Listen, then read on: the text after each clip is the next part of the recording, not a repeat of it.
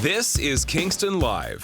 The team looks back at a year of podcasting and great live music with the first Kingston Live Roundtable. And the Dan Taylor Band releases an ode to Kingston called Limestone City.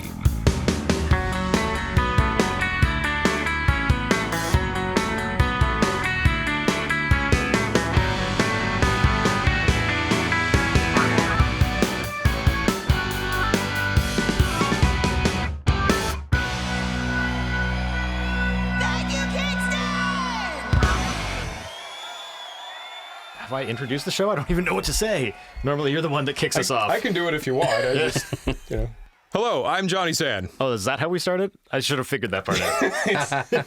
Hello, I'm Johnny San. I'm so confused. No, go for it. I'm just fucking with you now. No, we're in this. Okay. I'm Riley Jabour, except not really. I'm actually Riley Jabour. Yeah, there we go. And I'm Johnny San. This is the Kingston Live Podcast. Welcome.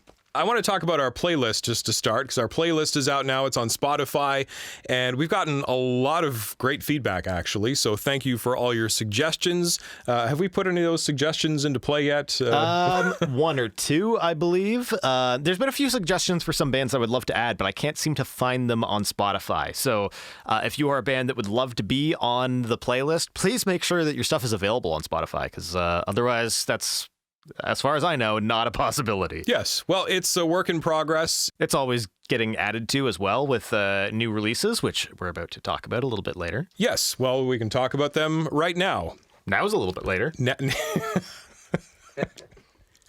The Dan Taylor Band has been making a name for themselves around town for the last few years, and like some of his contemporaries, the band's namesake, Dan, started young. He picked up a guitar at around 7 years old and began performing solo when he finished high school, inspired by singer-songwriters like City and Colour and Matthew Good. Jump to 2016, and the Dan Taylor Band was born, filling out Dan's Canadiana roots rock sound. The band has just released Limestone City, their newest single, and an ode to Kingston, and we're joined by Dan Taylor. Hey, how's it going? And Paul Stoss, guitarist. Glad to be here. Thank you for being here. So I guess we'll start off. Let's talk about this single. Yeah, I just came out today at midnight, and so far it's doing pretty well as far as we can tell. Yeah, no, it sounds not a ton good. you can track at this point, but It's still pretty early in the game, but yeah. It hasn't gone to number one yet. Yeah. It's number one in our hearts. The day is young. There you go. now this may be an obvious sort of thing, but what inspired this? Obviously, Kingston inspired it, but why did you feel a need to write a song about Kingston? Well, I actually wrote it 3 years ago when I was in Toronto. And I was living there, well, it was Scarborough, so let's not, Yeah. make me sound too cool. It was at, I had a development program that I was attending called Canada's Music Incubator, and sort of was living with another artist after I had moved out of my rattier apartment, and I was missing Kingston. He was out or something, and I was alone for like the first night, and I was drinking, and I was missing Kingston, and I called home a couple times. Nobody was picking up, and so I wrote them a song pretending, that I was, chatting with them and telling them about my experience at that point. I like how the song kind of romanticizes that trip on the 401, which normally is just a tedious trip, but it sounds so nice in the song. Yeah, well, there's the line, these empty roads never look so pretty. Yeah. Like, I was never excited by the 401 when I was a kid. But I remember it was like over Thanksgiving, we had a break or something like that. And I booked a last second bus, like Greyhound, home, and just that trip was so exciting because I knew I was gonna go, hit up the mansion with my friends and jam with Josh, who's our drummer, and sort of pick up where I left off for a couple days. And I sort of put that thought into my head, the fact that this kind of bland road trip has become something special to me, and going back to Kingston is so awesome and special. And the song sounds like Kingston too, I think. I hope so. We've talked before about how Kingston kind of has a sound, whether by accident or by design.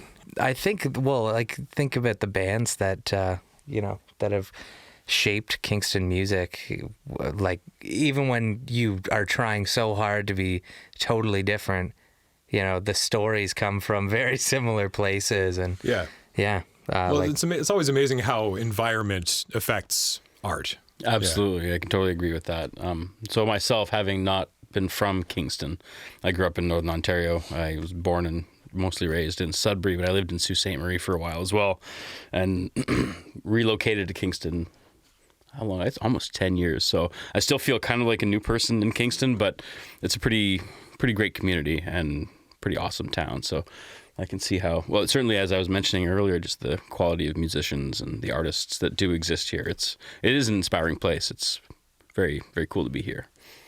It's an interesting point to say that environment can impact the music scene and tie that into the road trip or the road metaphor too. Because I've heard other bands mention that coming from the other side, where the road trip between Kingston and Toronto can seem super dull. But I've talked to bands coming from Halifax or so, and they always seem super stoked when they get to Kingston. And I always ask, like, what is it about getting here? And they're like, well, partially Kingston's a great music city, but also because coming from like Atlantic Canada, unless you speak French, there's like a 10-hour drive where you're just stuck in the van and there is nothing. You might hit Montreal, but other than that, you get to Kingston and it's like the first stop where you're like, okay, I can communicate again. I can get into my element. And I wonder if almost that can that buffer on each side has kind of helped influence the way the city operates as a music city. Yeah, absolutely. I mean, when I was in Toronto there, I was singing a song that I'd written previously, our last release from a couple of years ago. And they were teasing me a little bit. They're like, oh, that's so Kingston, like it's a little... Even that night. Yeah, just they're like, oh, that's very Kingston. I'm like, what do you mean? And they couldn't really truly describe it, but they were trying to sort of break it down. And these are people from Ottawa, Toronto, everywhere that are like, you guys do all sort of have similarities, I guess. Well, and that's what we've talked about from the start. Like, this is our 12th regular podcast. We've been doing this a year now, and we keep coming back to basically what you're saying. There's like this ineffable thing about Kingston. It's like, it sounds like Kingston, but what is it? And it's nice to know there are sort of people outside who have that same sort of view, I guess. Yeah. Well, there's a mix too of sort of, it's like it's a good sized town. There's like this influx of like the student transitional phases where new people are coming in, and even like with RMC and that kind of thing. But at the same time, it's still tied to a rural lifestyle in a lot of ways. It's small enough that it's connected to just north of town, and like I've always some of said, the farming community lifestyle thing too, which it's a mix of both. I've always said Kingston's very balanced because it's big enough that there's stuff going on, but not so big that you're going to get shot. Yes. Yeah, well, indeed. Yeah. True. Well, and actually another thing I wanted to talk about, there's a line I loved in the song. It said, Toronto chewed me up and spit me out. Yeah, I was, I was really poor when I was there. I quit my construction job. I got a phone call from Jesse Mitchell, who works there. He's like one of the coordinators. I'll look up his job title so that I'm not underselling him. But he called me, and I was so miserable at this job. It was like raining for the past 2 weeks. I was, lugging bricks everywhere and just being everybody's gopher. And I get a call, and I tried to hide. I snuck into a porta potty to take the call. And he's like, are you we want you to come do this, and we've accepted your application. Can you do it like this coming session, or do you want to wait a few months? Like, because we know it's a financial commitment to move. And I was like, oh, I don't care. I'll come right now. And I sort of paid for that. By the end of my trip, I was eating, ramen and wasn't ramen. Just ramen. It was basically ramen. Yeah. So yeah, it really did. It beat me up pretty hard. And you can't you can't really get by in Toronto the way that you can here. Yeah, well, and I think a lot of people more. In fact, just yesterday I was at a networking event. I was talking to a fellow who just moved here from Toronto, and I talked to so many people who, and I love Toronto, but I think a lot of people are really feeling that grind now.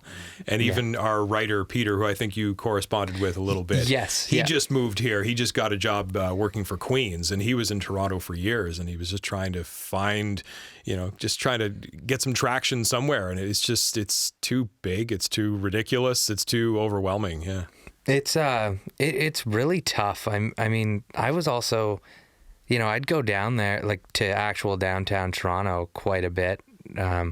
My friends had like a residency at the Dakota Tavern, so I'd go down with them. Free ride and stuff. Don't have to take the subway. But Scarborough, when I was there, it's almost just as busy, and it's just a scary place sometimes.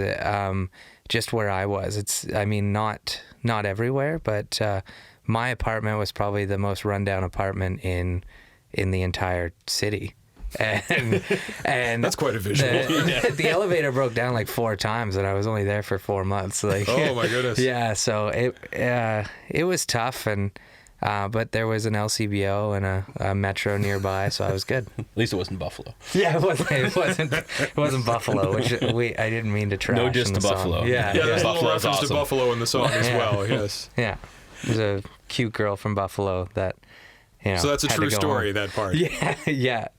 She was nice. She was a nice girl, but I was trying to get a date for the next day or something, and she was like, "Oh, I'm from Buffalo," and I was like, that sucks. Just because it's not convenient. Right? Yeah, that's the only reason why anybody. Yeah, I don't want to go to Buffalo. No. Yeah. Not for a date. No. Wasn't there that ferry between Buffalo and Toronto for like 4 months, and then they realized it stopped working because they were like, nobody's going to Buffalo. There's no reason to go there. Meet those nice girls from Buffalo. Yeah, that's exactly. why. Yeah. Oh, so sad. So Aaron Holmberg worked with you on this track, correct? Yes. He's a Kingston Live alumnus. He's been here a couple of times, yeah. Well, Paul he produced everything, and he did a lot of the, and engineered everything, and then he dealt mostly with Aaron more than I did. I just told Aaron everything sounded good because it sounded great to me. So, well, we were fortunate to be able to work with Aaron too. So we kind of had like the demos. Then I had like done some rough mixes of all the tracking and everything, and we were able to sort of get it in his ears. And he was like, "Yeah, I'm interested." So we were very grateful that he was, willing to work with us at that to take it to the next level. Yeah, he was doing some great work, and we were mixing out of the North of Princess Studios, and it was very cool, very good experience. He's obviously great pedigree and great ears. Yeah, well, he's worked with all kinds of folks. Yeah. He's a great guy too. I have to say, he's a great guy. Yeah. I have this thing with working with new people, especially established people. I get really, really nervous, and immediately meeting him, we sort of had a first meeting. He listened to the tunes, and he's such a gentleman and really fun to hang out with. So it cut the tension for me. Like, I was a lot less nervous. And now, you did say tunes. So is this an indication that there is more new stuff coming in the new year? What can you tell us so far? Yes. My first song that I wrote, that I wrote from start to finish, is going to be released in January. There's an acoustic version of it on YouTube, but it's dialed up a few notches, and it's a little more, rock and roll than the original sort of version. So yeah, we over the last year, it's been kind of a year of transition too for the band, and a lot of the songs. So just stepping back for 2 seconds to Limestone City, it was a song that was kind of put on the back burner, and like one of the songs that was in the set list, don't love it, and then all of a sudden it just started to build a new life, and ultimately became this first single that got released for this new series of work. So we've got quite a few songs on the back burner, like more than enough for an album, but trying to figure out how we want to release things. So we're just going to do a few singles here, hopefully monthly. So are we going to see an album sometime in the foreseeable future? Yeah. I would say that you'll definitely hear a few more songs before you'll hear like a full album. Possibly an EP, but that's, we're just trying to see how things go with sort of on a song by song basis, and trying to do things in a fun way where we're just keeping it fresh with people, and not making them wait around for new stuff. So, yeah. There's a lot, even the songwriting process is continuing in parallel with all of working up the ideas that haven't really been recorded and put down yet. There's new material coming. It's one of the things he's a prolific dude sometimes, so it's fun to work with, you know. And I'm Mr. Parallel Thinking. Yeah. I'm like, all right, Yeah. we've got this happening. We got to do this. We got to do this, and it's the multitasking. Paul's the kind of guy that, like, I'll get really excited about, a step in the road, and he'll be like, think about this thing too, like, you're forgetting, don't forget about this, like, and it's made us way better. There's, Adam, our new bass player, new as of like January, so he's been in the band for a year. He's been an amazing part of things, and Josh has been the drummer since the very start, and we've been friends since elementary school. He's another guy that just wants to get things done, and now that we found our pocket, or our team of four, we're sort of moving in a direction where we can get so much more stuff done, and not leave people waiting for new tunes and shows and all that stuff. Sounds like you got a good mix of personalities there. Yeah, Definitely. absolutely. Yeah. Awesome. Absolutely. Now, you guys were in the Santa parade recently. We were just sort of, I think Goldwing was supposed to be the band that was going to do that, and I was hanging out with Ryan, the lead singer there, and they had to cancel for, I think one of them couldn't make it or something. It was a very, I think, just they wouldn't have the logistics to get rehearsals in and songs down because of other conflicting schedules. So, and he's like, hey. Yeah, he's like, do you want to do this? I was like, yes. Yes. And I messaged the guys, and I was like, can we throw together 3 Christmas songs as fast as possible? And it was tough because everybody's pretty busy learning 3 new songs, but it was cold. It worked out, and it was pretty fun. I think my parents were pretty excited to see us on CKWS or whatever station it was. Yeah, did you find it a challenge to play on a moving float? Because I was just standing there static, and I almost fell over 3 times. I was a few times. I thought Dan was going down, and I was like, "He's just out of reach. Please don't go down." But he was able to hold it together. Yeah, it was tricky. There was definitely some. You would think, get the stance down. Yeah, I'm definitely the heaviest guy in our band, and you would definitely think that I would have the best sort of balance or weight to the ground, and I don't know what it was. But the one time, no issues. Yeah, it's all. The one time I almost knocked the mic stand over, and I kind of grabbed it, but I used it to sort of pull myself back up. That's a classic Steven Tyler move. Though, yeah, I was picturing something like that. Yeah. Yeah. Picture that with a giant winter coat and a giant sweater over top of it, and on a moving vehicle. Yeah. It was awesome. It was a great experience, though. It was a lot of people. You don't realize just how many people come out for that, but it was all cold aside, it was a great time. Well, I'm sure it's nice to get out to sort of a community event, because I know as musicians we tend to play in bars a lot, and absolutely you get a very sort of specific kind of crowd. The number of little kids just grooving to Run Run Rudolph, was awesome, and just cutting rugs left, right, and center. It was great.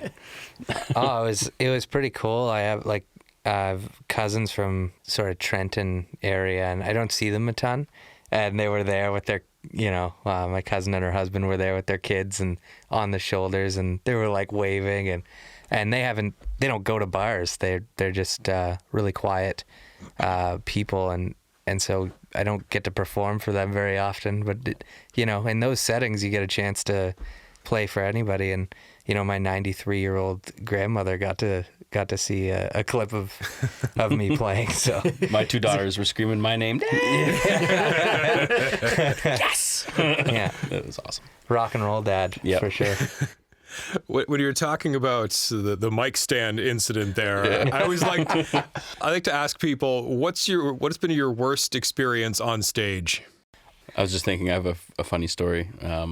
where things went wrong. This was a long time ago in a land far away, but I was playing in this band back in Sault Ste. Marie. I was in high school, and we were playing at this rundown motel, like our stage room in the back, and we were a metal band, and the power cut when we were on stage, but somehow, and the whole room went black, but somehow my guitar amp still had power, so I was able to play. So I cranked it up in a room.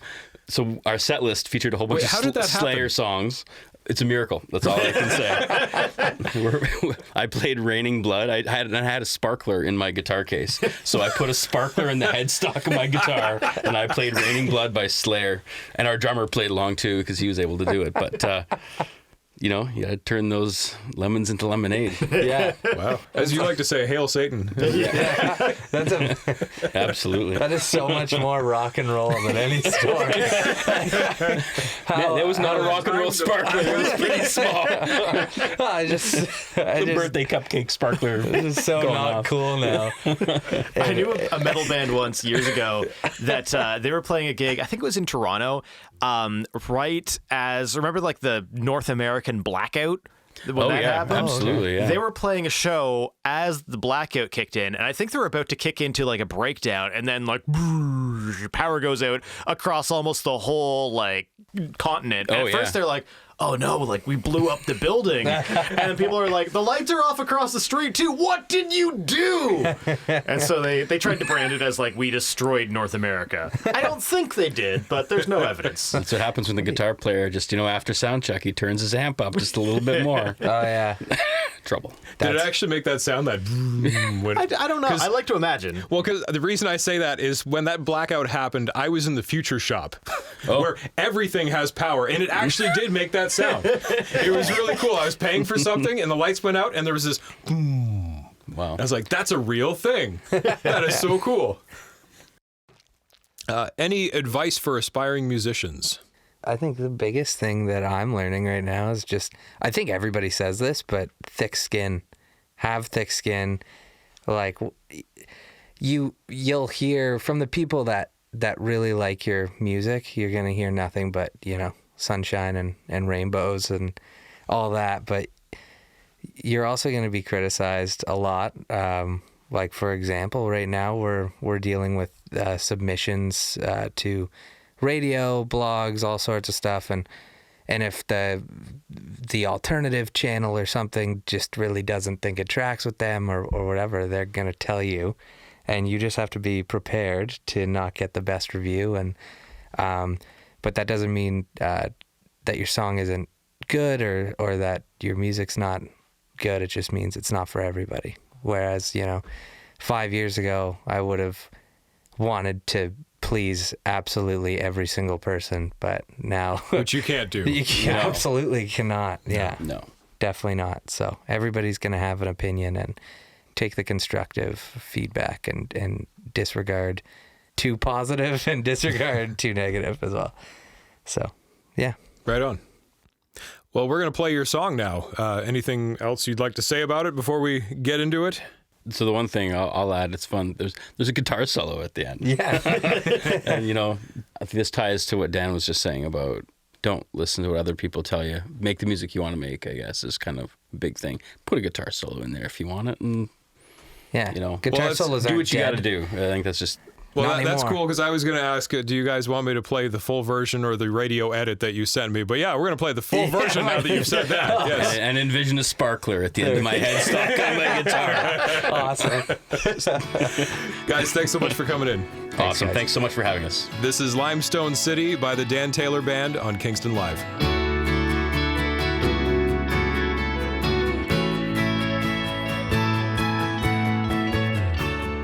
Mother, Father, how I've missed you. I miss my brother, how are my sisters doing? Toronto chewed me up and spit me out. Now I'm headed home, full down. Limestone City, here I come, headed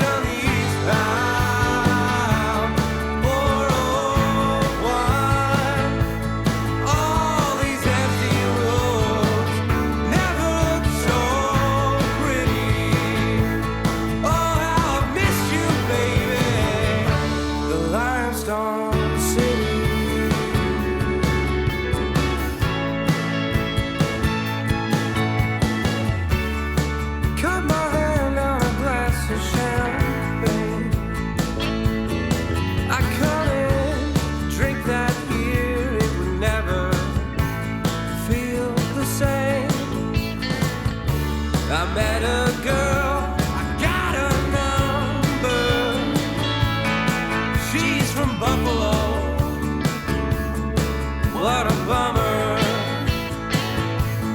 Limestone City, here I come, headed on the eastbound 401. Oh, these empty roads never looked so pretty. Oh, how I've missed you, baby. Limestone City.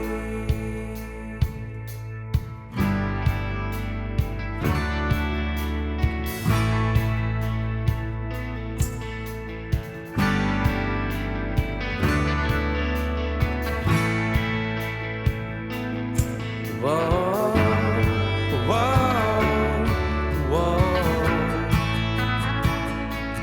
whoa, whoa,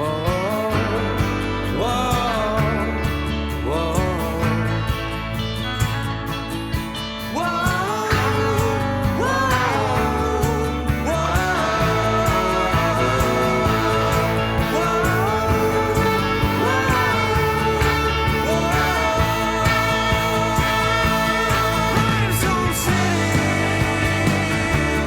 here I come, headed on the eastbound 401. Oh, these empty roads never looked so pretty.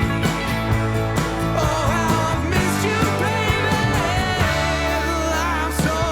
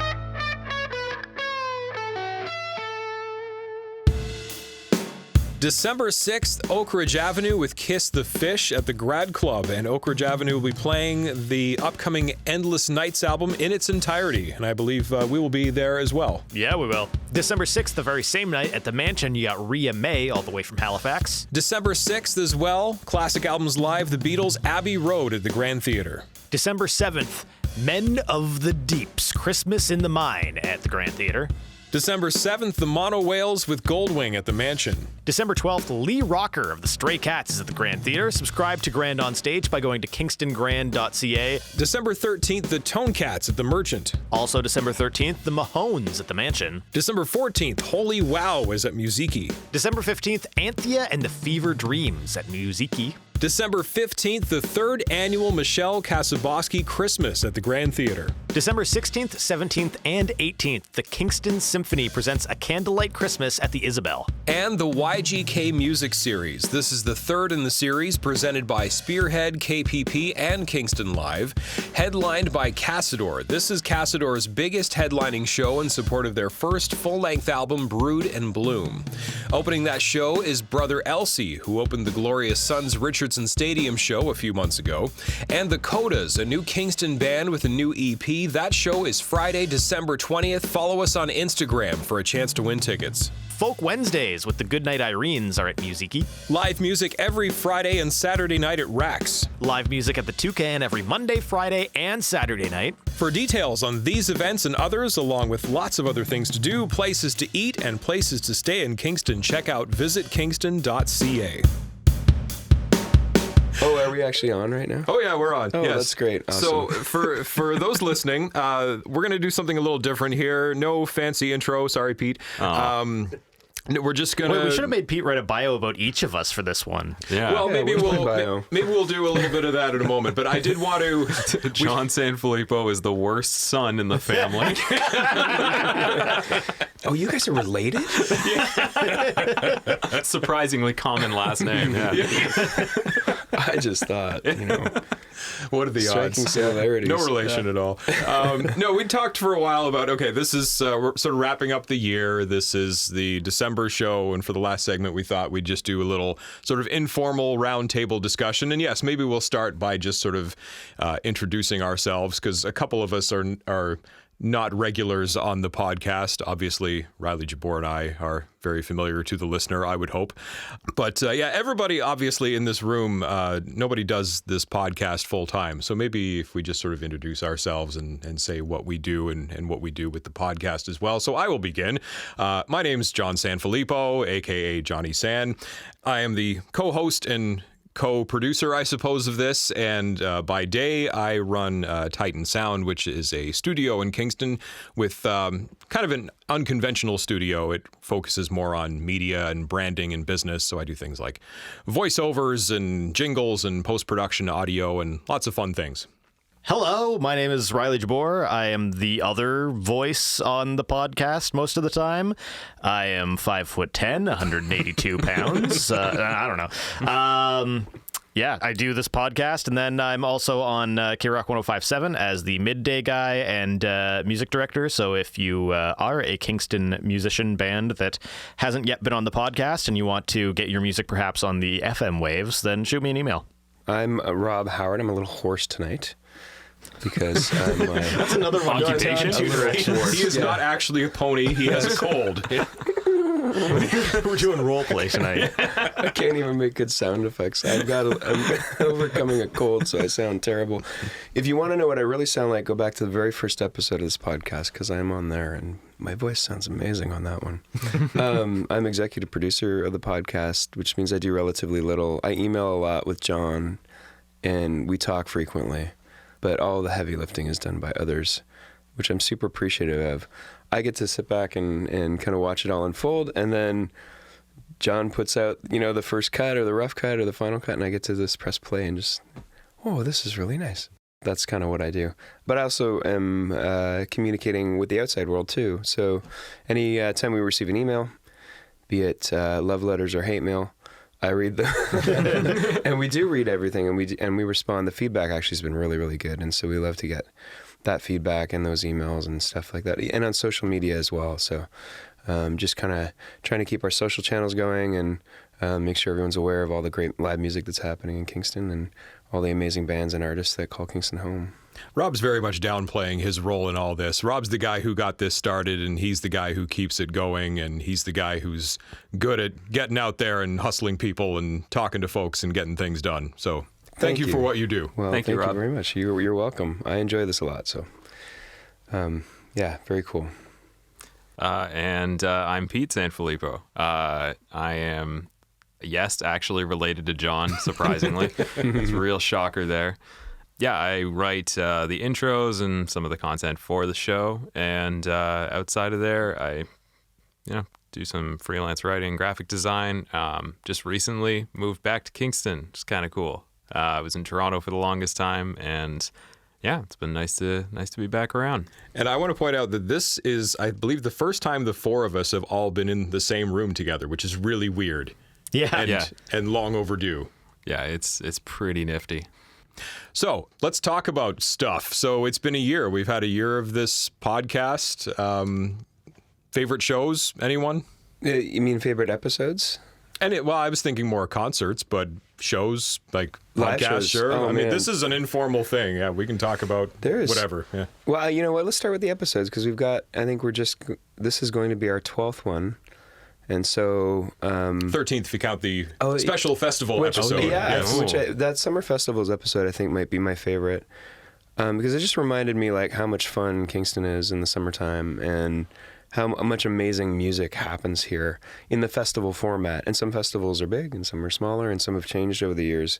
Some have grown big, like Back to the Farm at the McKinnon Brothers Brewery, which was fantastic this year. But that was a lot of fun to do. It was kind of a hassle because we brought all the gear out, and for those who weren't there, I mean, maybe you heard the podcast, but we sort of set up a makeshift podcast outdoor studio, which was a lot of fun. But yeah, it was challenging at the same time. But I think we got some good audio, and we had a lot of fun there. It was cool to hear from the festival organizers on that show about their vision for the festival, because they're so different. Blues Fest is different than Skeleton Park, for instance, and each has a different audience and each has a different curator behind it and a visionary behind it. And so, Kingston in the summertime with the festivals just has something for everyone. And if you are organizing a festival for 2020, please get in touch with us. We would definitely want to hear from you. We hope we didn't miss out on anyone. Mm-hmm. So get in touch and we'll get you on the next one.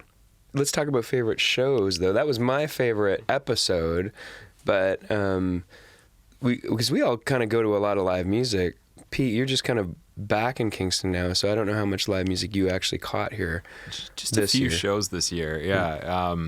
Actually, funny enough, in the next couple of weeks, I'm going to be adding a few more. But one of the few shows that I did catch in town was I got to see Rufus Wainwright. That was a great show. A month ago, yeah. And I've been like a big fan of Rufus since I was like in high school. So finally getting to see him perform was like pretty much exceeded all my expectations. Also because it was a solo piano show, which is definitely new, because I mean all of his records are so rich and fully orchestrated, and they're just big productions. So then seeing him in this context where it's just him on the grand stage and it's just piano and his voice, and it absolutely killed it. That was pretty awesome. That was a grand onstage production at the Grand Theater, and who have just been amazing at the artists that they bring in. One of my favorite shows of this year just happened last week. It was Matt Mays with Sky Wallace opening another grand onstage production, which is probably one of my favorite shows that I saw all year long.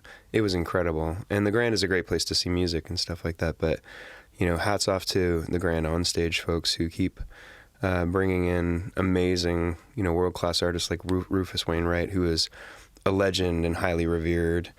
And man, I'm glad that you got to see him play. And Dan Mangan coming up this month. Yes. Well, by the time this is released, that will have happened. But I'm sure it will be awesome. This show will be the fourth time this year I will have seen Dan Mangan.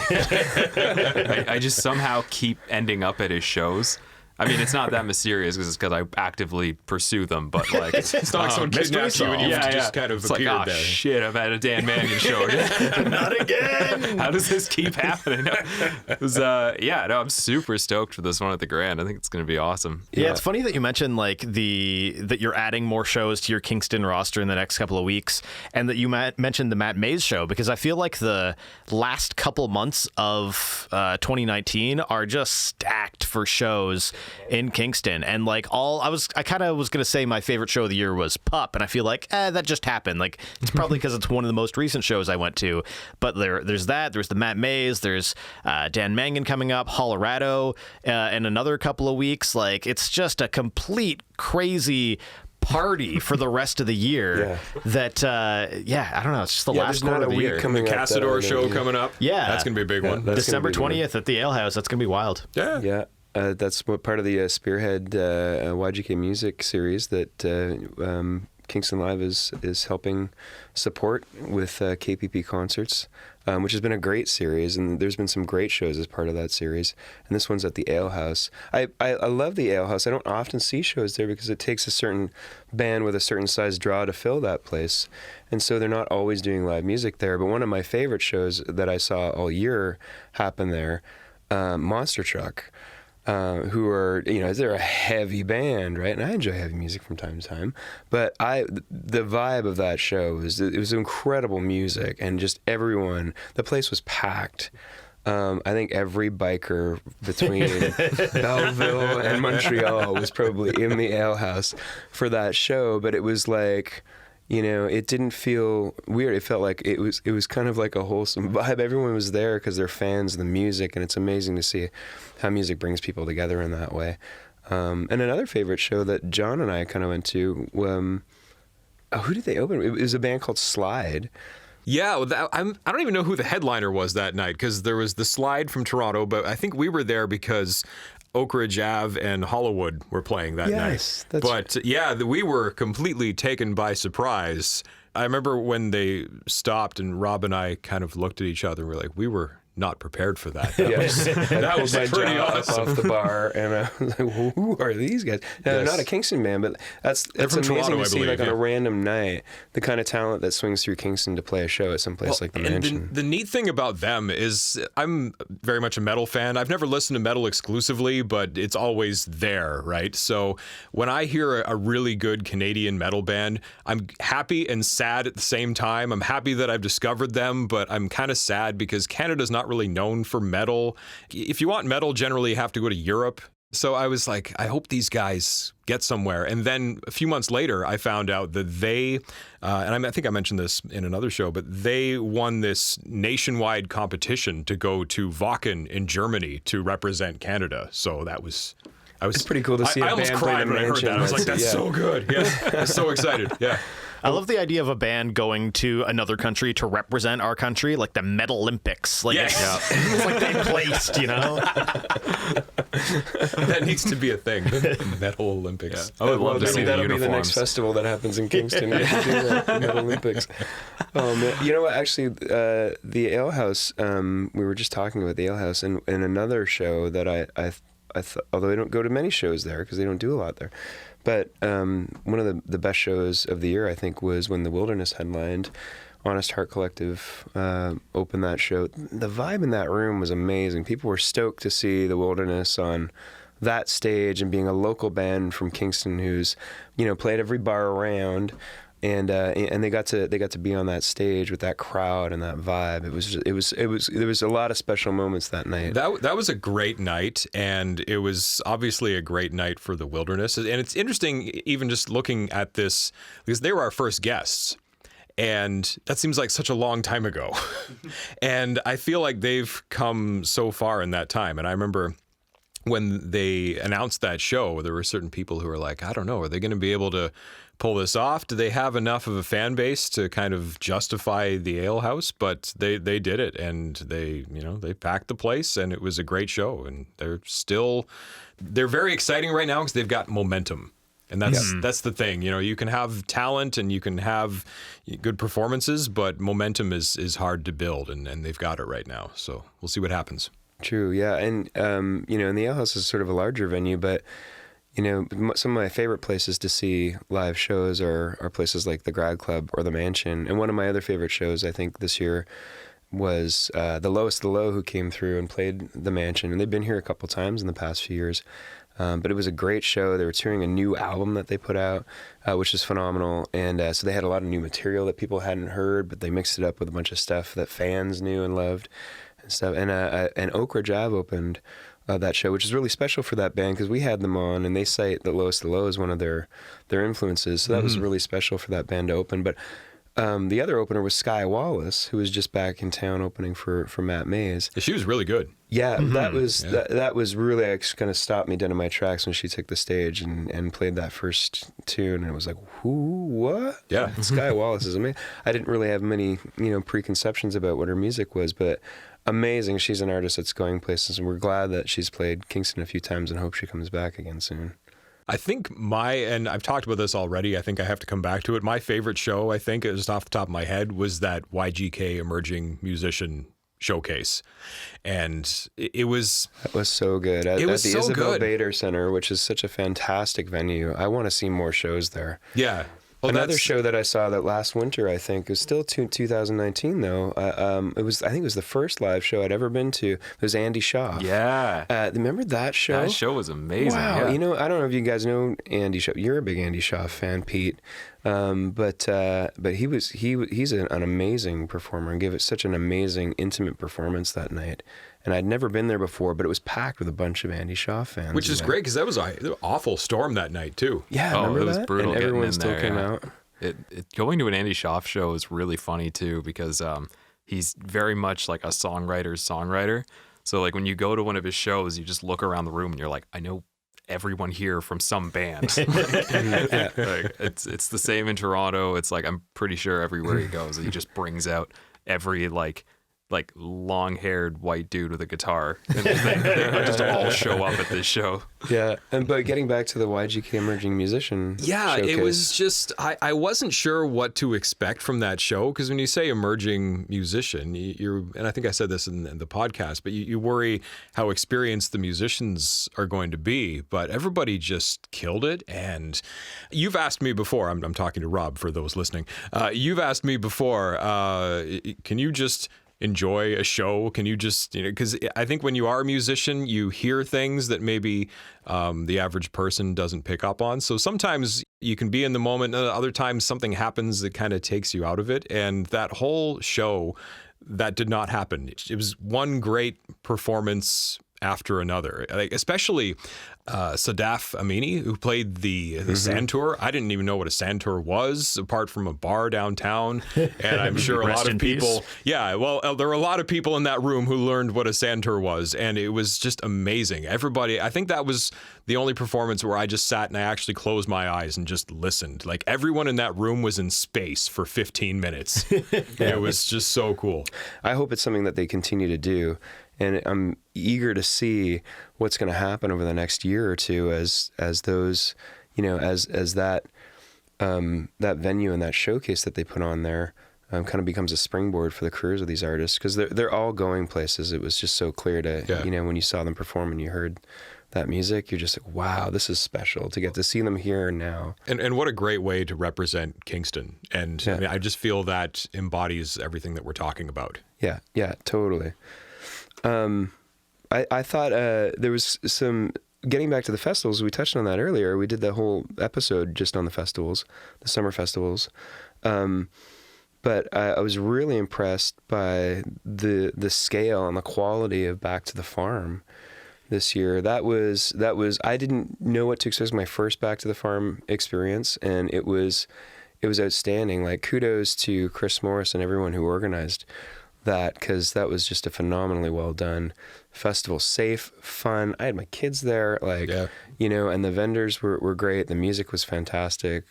I always have a great time at Back of the Farm, and you're right about it, like the scale of it.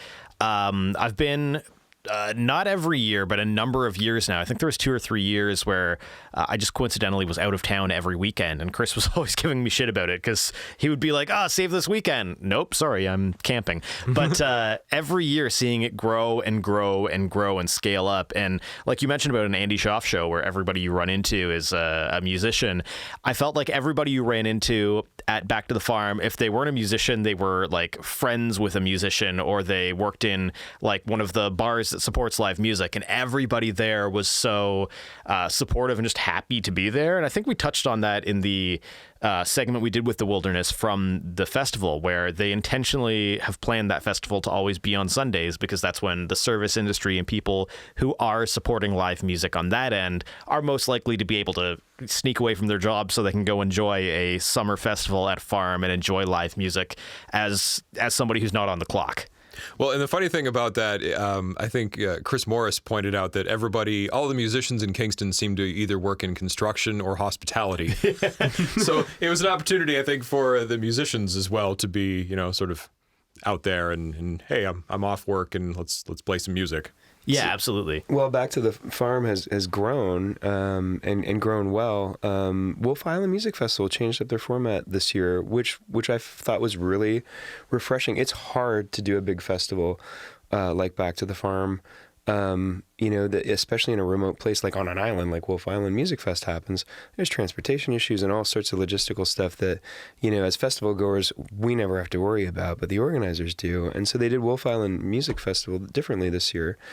I thought it was fantastic. It felt like a family gathering. There was, people, locals from the island, musicians, and just people that have always kind of been there supporting that kind of music. And the lineup was outstanding. It was really good, really intimate. I mean, you had the Sadies, Charlotte Cornfield, Jim Bryson was there.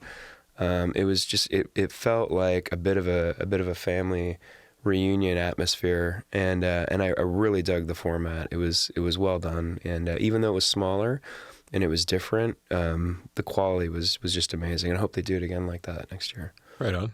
Yeah, we missed that one this year. Yeah. Yes, that was one that I was camping for that time.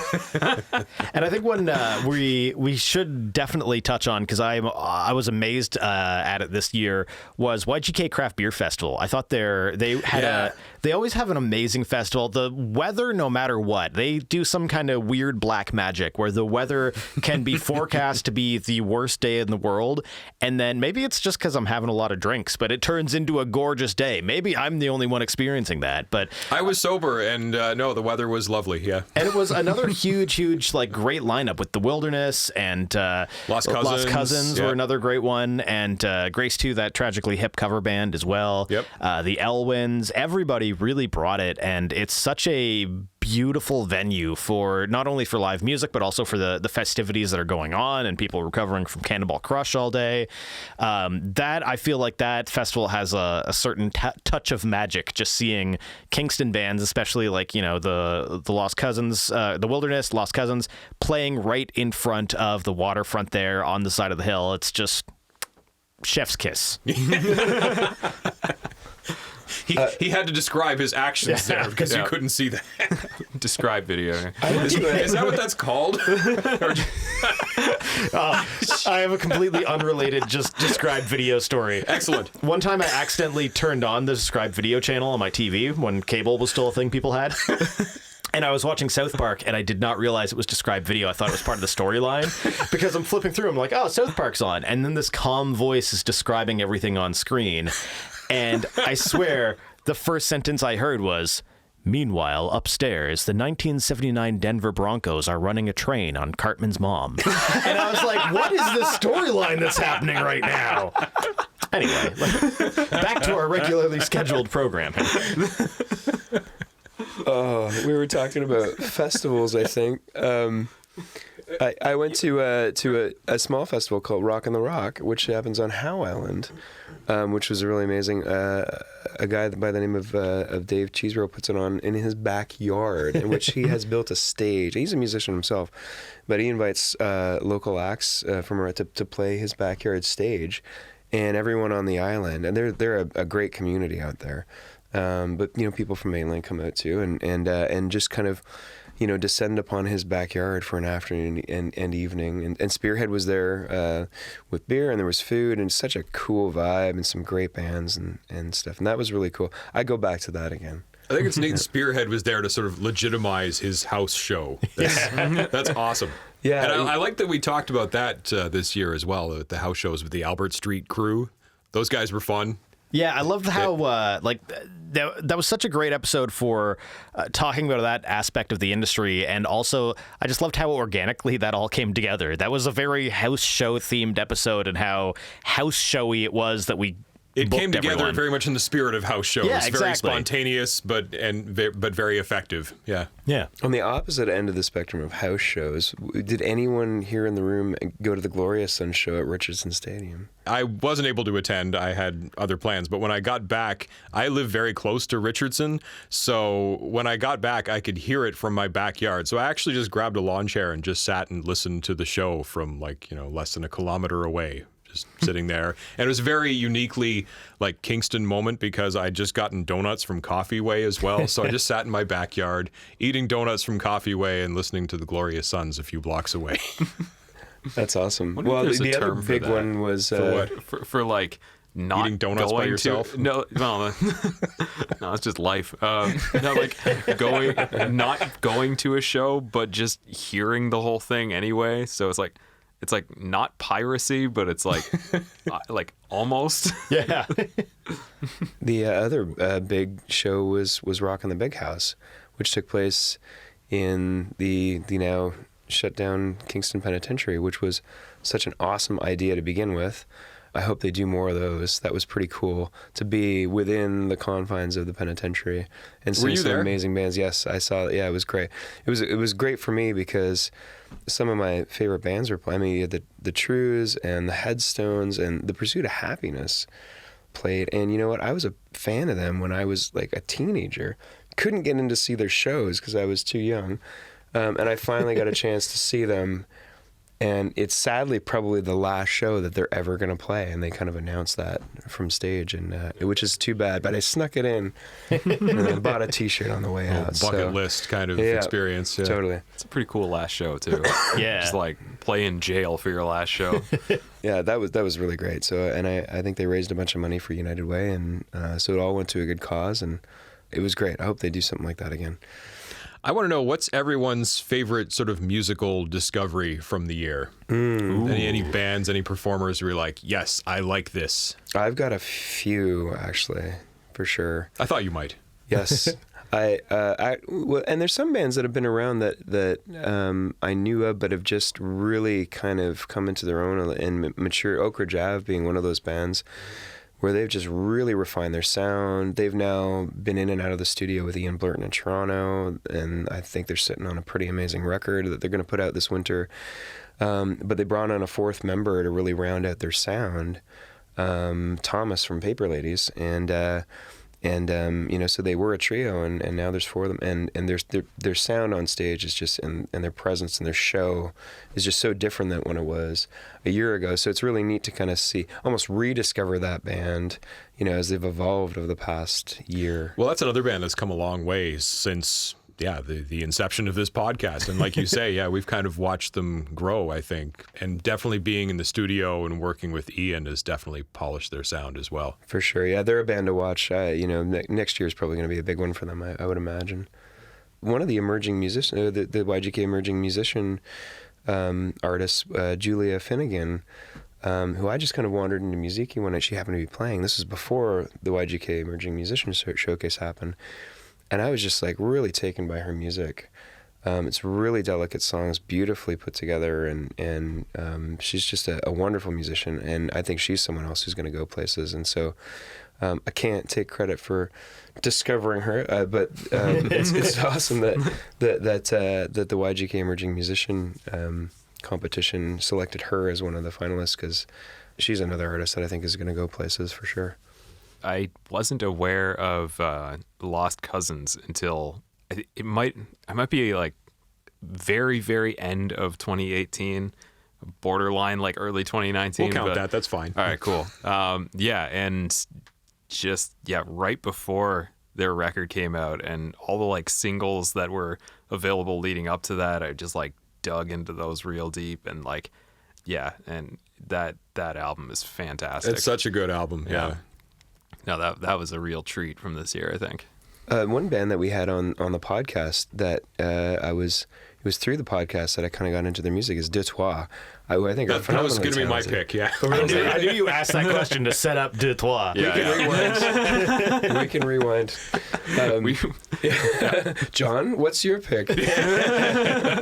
No, in all seriousness, and it came about when I think Pete pointed them out. I think when we were sort of preparing for this podcast, and I really dug the music, and the album Health is really, really good. And I think they were supposed to have a new album out by now. Maybe, I don't know what's going on with that. Hopefully that's out soon. But I've just been very impressed with the sound of that band and just the unique approach. I don't think there's anybody else that sounds like them in a good way. It's unique in a way that's very exciting, I think.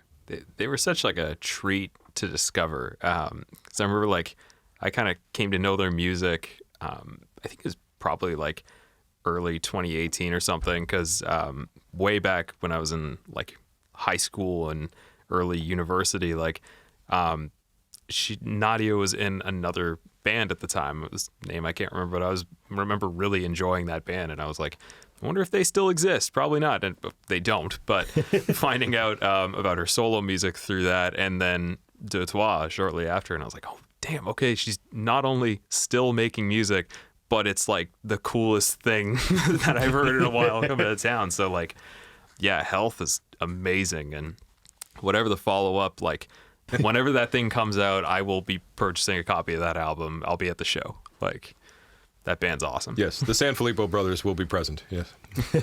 Some of them.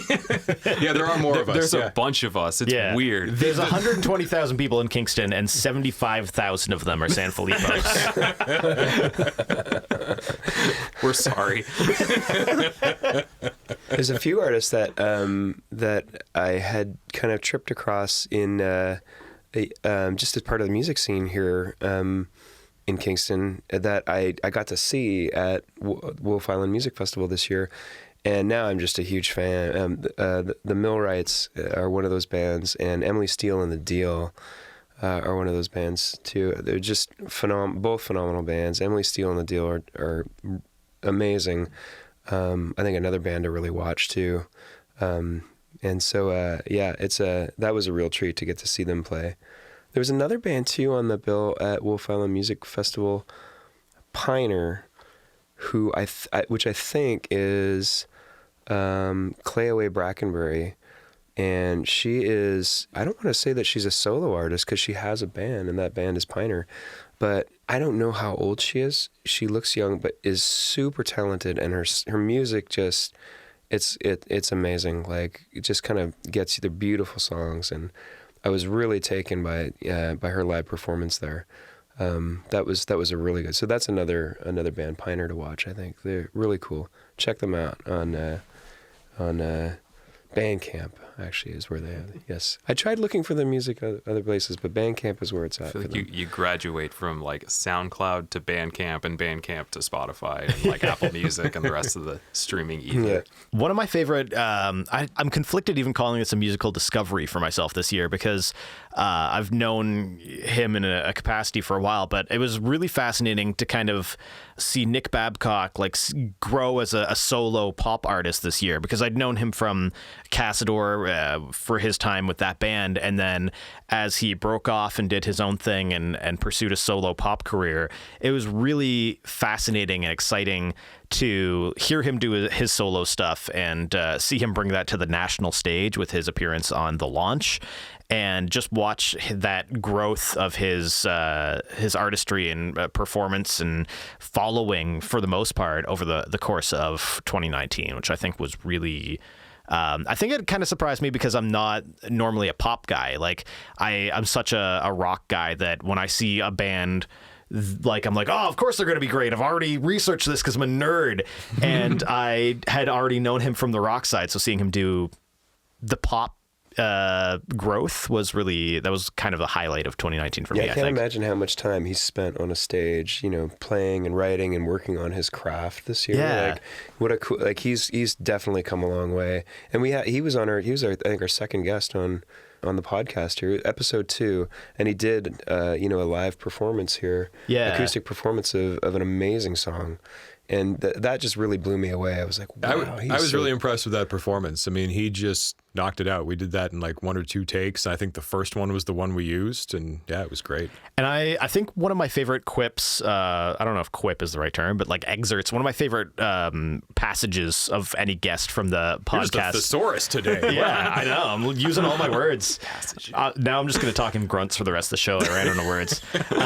One of my favorite things anybody has said on the podcast was when Nick was talking about his growth as a music fan in Kingston, that he grew up in the West End, and it wasn't until he had like gone to college and come back until he discovered like, wow, downtown Kingston has it going on, because he was such a West End guy that you never think of it. Like, growing up, there wasn't really much of a purpose for him as a minor to come downtown and go to the Toucan on a Saturday night, because what are you gonna do, drink Coke all night until 2 a.m.? I can relate to that. Yeah. It's growing up in the West End, like, you have to seek out the stuff going on downtown. There's nothing like obvious in a sense. Like, we're in sometime in like, I think grade 11 or something, going to a show at the Mansion when they did like those 7 o'clock all ages shows, and just like, I don't know, having this revelation of like, people come here. Like, there's shows. I don't have to like just go to Toronto to see like some stadium show. Like, I can just go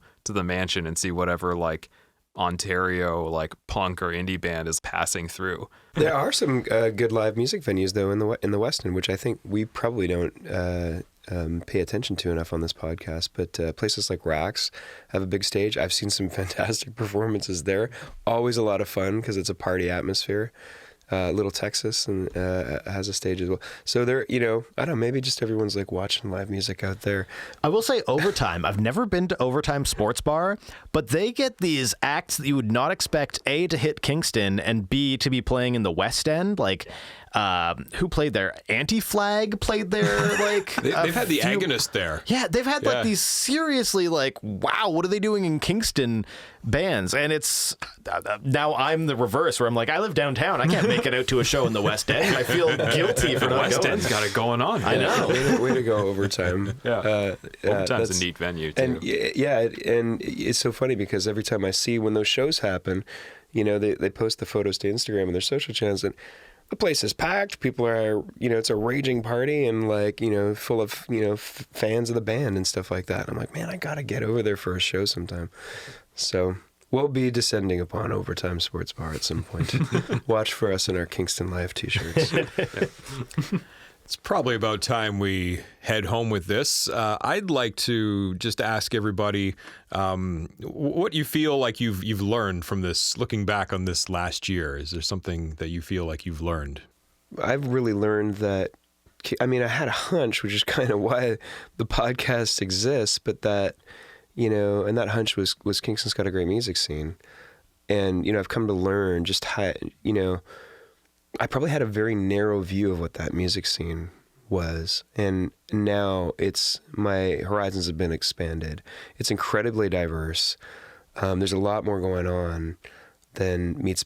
I feel like this year being part of the podcast was like, you remember when you were a kid and in the backyard, somewhere near the garden, you'd flip over that rock and underneath is this ecosystem of like bugs and worms and stuff. This is a terrible analogy. Horrible analogy. Terrible analogy for There is a bunch of worms. terrible analogy. Bunch of worms under some we can work on limestone. this. I'll come back and re-record this part.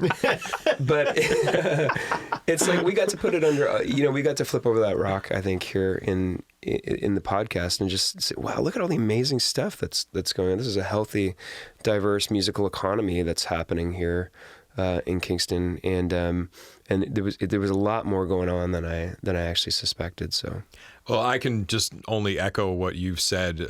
People always ask me, "Hey, how's the podcast going?" And I usually tell them, "Well, we've kind of gone down a rabbit hole because we had certain expectations going into this. We're like, oh yeah, there's a lot of talent in this city, but it seems like every talent we find leads to like 5 others somehow.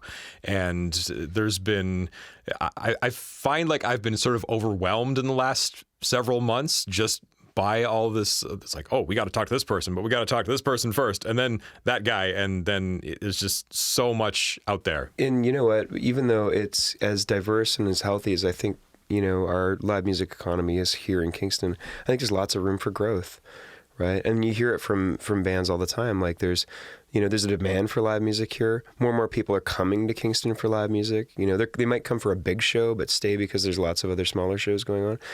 And, we, some disappointing things happened this year in the sense that, we lost a live music venue in the Brooklyn that shut down. It was a great place to go see live music. And we also lost MusicFly this year, which was the only online resource that you could really go for, a comprehensive, what's happening kind of a listing in terms of live music. And, those to me were disappointments of this past year. But, there's lots of room and lots of opportunity here to make the scene even better than it is, right? To everyone's benefit. I also learned how little studying there is happening at Queen's University. That didn't surprise me. To be fair, though, I should rephrase that. There's a lot of there's a lot of neat stuff happening at Queen's, and I think Lost Cousins said, because I asked that very question, how do you guys have time to do band stuff and study? But no, I guess there's just a lot of opportunities that there are things that come up through academics, and then you just meet people. I think the Albert Street Crew is a great example. Like Lucas was studied to be an engineer, Yeah, and now he's booking shows. and that's just so cool. And it's neat to see that people are given opportunities, even if they're not sort of what they set out to do. You meet people, and all these different things kind of present themselves and lead to other stuff. So that's nice to see. You brought up the word momentum a little while ago. You were talking about the wilderness, and I kind of feel like Kingston's music scene as a whole has gained some momentum this past year. And I don't know, maybe we played a part in that, but I just feel like there's more buzz, there's more people paying attention, right? I mean, there's people coming out and saying, hey, maybe Kingston should be, Canada's, capital of live music. And I certainly think it's got the foundations. We have the assets to be that, to make that claim someday. But I feel like a lot more people are talking about our music scene and talking about the bands and artists from here and talking about wanting to do more with it, which I think is a really, really positive sign. That's a really good conversation to have. And it seems like it's happening at multiple levels here in the city. I think for me, just on that same thought, I think the YGK Emerging Musician Competition was a huge step forward. And not just the fact that it happened, but all the people and groups that got involved. Like the fact that all those musicians were given like an amazing package for participating and for winning. And also we talked about Chris Morris's article for the Kingstonist about basically what the podcast is about, is kind of the Kingston music scene and its place in the Canadian music scene as well. Yeah, I hope if anything, we've just helped play our part in inspiring more believers, right? Because I think we're all big believers here in this room, and it's really neat to feel and to see and to hear, more belief happening. Like that building of belief is happening, and that's how you make something magical happen, right? It's so it'll be really interesting to see where things go over the next few years. Just to add to that too, just thinking about like lessons from this year, the first thing that came to my mind was like the way that, we talked about how like there seems to be momentum in the music scene itself, but I think like on a bigger scale, there's like, I learned this year that there's like an interesting appreciation for the sort of culture around it in this town. Like I remember like what happened with Brian's this year. Like when the word got out that like, about the flood, I remember just being like Brian's record crushed option by you're that. talking about. Yeah, Brian, sorry. Yeah, it was just closed down not someone's house. Yeah, a flood. And yeah. And I was heartbroken when I found out that about the flood. I was like, man, that like I bought my first record player there from a stack of turntables on the floor and like I've been going there for ever since then. And then you find out there's like this Kickstarter going on. And then it succeeds. And then people are on the street, like handing them checks and stuff to like just bring it back to life. You don't hear about that. Like that's crazy to me that like you can have a record store that was doing fine and then something out of their control happens. And then the community comes out and they're like, no, this is an institution worth keeping. That's really unique. That's pretty beautiful. Like, that was nice. I feel bad saying it. I almost forgot about that interview, but yeah, and I almost forgot that was this year. It feels like it was a long time ago, but yeah, that was such a great community moment. It was like the Kingston music equivalent to It's a Wonderful Life, where just everybody just showed up with baskets of money and stuff. And but yeah, that was wonderful, and it's great to see Brian, because I remember he was when that first happened, when the flood happened, he was basically like, I'm done. But everybody was like, no, you're not done. We will not allow it. You can close when I say you can close. We need that opera section alive and well. And I wonder how many of those dollars came from the couple he caught almost banging in the back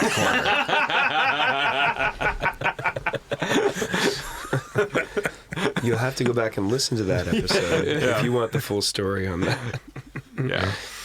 Well, it's a good year. I'm looking forward to the next year. Does anybody have any big shows they're looking forward to that are already announced for next year? Yes, and I can't remember off the top of my head. Oh, you know what? I'm excited to see the Mahones play next month. Actually, it's the hometown shows for the Mahones. They're always a blast, and so that's the next one that I'm looking forward to. Also looking forward to the one that we're a part of in December. Cassador's headlining. Brother Elsie now has been announced as playing on that show, and this is all done with Spearhead support. It's the YGK music concert series that they're putting on. And so this is going to be the 3rd edition. And it's going to be at the Ale House this time, so bigger venue, bigger bands, bigger crowds. It's going to be just an awesome evening, I think. I don't think I'm so much looking forward to any specific shows, but I'm really looking forward to seeing the next steps in the evolution of basically all the artists we've talked about in the last, how long it's been. Does anyone have like a 2019 album they would recommend?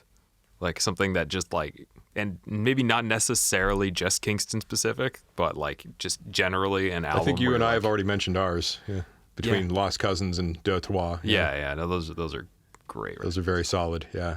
Yes, I have got weights. I can't pick my favorite child. That's awful. Seminary Road was 2019, wasn't it? Right? Or late 2018? Or at least late 2018, yeah. We can count that. Some good local records, actually, that came out well. I mean, the Glorious Sons new album is... Yes. That's just a solid album. That was recorded locally, too, was it not? Yeah, with Zane. Was it not? From North I believe so, yeah. Yeah, I believe it was. And that whole album, like, from the first song to the last track is just solid. Zane holds the distinction of signing the sign with only his first name. I like that Zane is, he basically is a first name. It's just, there's not a lot of Zanes running around Kingston. He's the reverse Riley Jabour. I'm going to feel really bad if his last name turns out to be Jabour and I've just been bogarting it. You force him into that corner, man. It's brutal. There's been a lot of good albums that have been put out by local artists this year, I think. I liked Goldwing's album too. Mm-hmm. That was just a really good one. Great, like guitar driven vocal rock, sort of if you're into the Foo Fighters kind of thing. I'd imagine you probably like Goldwing. They're great to see live as well. I'm forgetting so many of these records that came out this year. Like, I was trying to think like early this year because I'm like, late in the year, it's where we are now. I'll know these things. But I completely forgot about Glorious Sons, forgot about the Goldwing record. Yeah. We're going to remember a lot of stuff once we hit stop. Machine. Yeah. Well, the Info Tourist album, actually, which I thought was really solid and timely. It was called The Election. Mm-hmm. Strangely enough, came out right around the time of our federal election.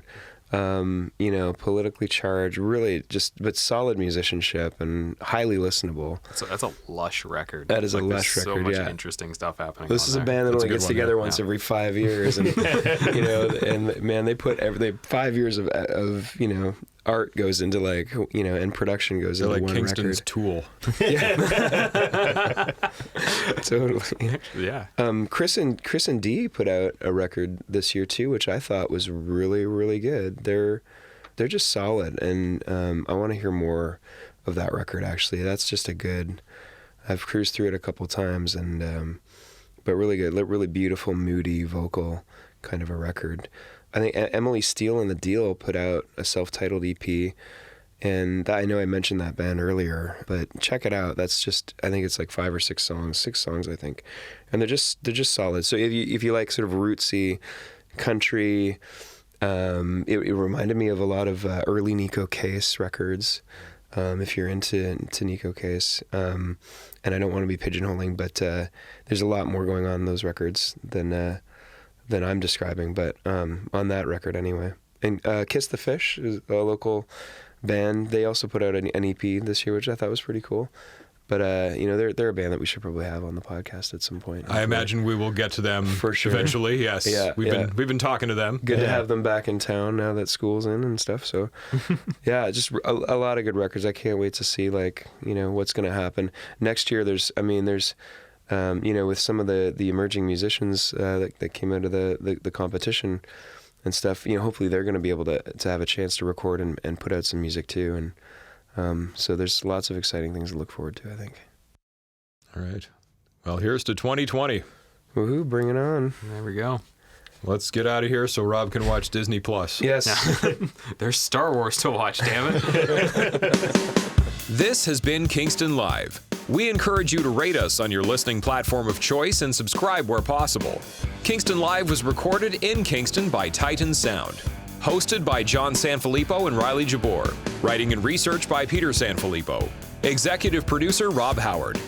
Opinions expressed by Kingston Live guests are their own and don't necessarily represent the opinions of Kingston Live producers and staff. A big thanks to the support of Tourism Kingston, who helped make this podcast possible. Check out the latest live music listings and many other experiences the city has to offer at visitkingston.ca. We'd love to hear from you. Email your thoughts, ideas, comments to podcast@kingstonlive.ca.